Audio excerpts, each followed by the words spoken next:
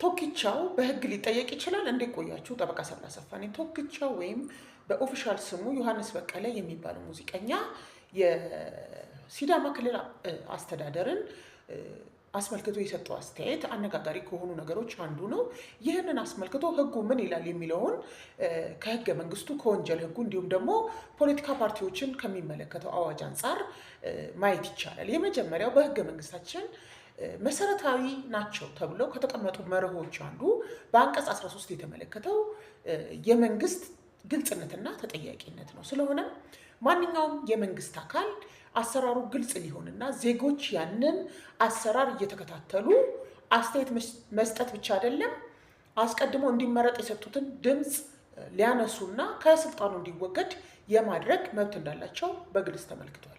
ከዚህ አንጻር በምናይበት ሰዓት ቶኪቻው የፈጸመው በህገ መንግስቱ የተቀመጠለትን መብት ነው ማለት እንችላለን። ሁለተኛው በወንጀል ህጉ ስለ ክብር መንካት ወይም ዲፋሜሽን ስም ማጥፋት የተመለከተውን በምናይበት ሰዓት አርቲስት ወይም ሙዚቀኛ ቶኪቻው ስለ እነኚህ ከፍተኛ ባለስልጣናት የሰጠው አስተያየት እንኳን እውነተኛ ባይሆን በወንጀለኛ መቅጫ ህጉ አንቀጽ 614 መሰረት ይህንን እያነሳ ያለው ለህዝብ ጥቅም እሱ እየተበደለ ነው ያለውን ወገን ከደረሰበት የተለያየ አይነት ጉስቁልና ስልጣንን ያላግባብ መጠቀም ከልማት ተጠቃሚ አለመሆን ለማዳን ነው። የህዝብን ፐብሊክ ኢንተረስትን አማክዬ ነው ያንን የተናገርኩት ካለ በስም ማጥፋት የሰውን ክብር መንካት በሚል ወንጀለኛ ሊደረግ እንደማይገባ በወንጀለኛ መቅጫ ህጋችን አንቀጽ 614 ተመልክቷል።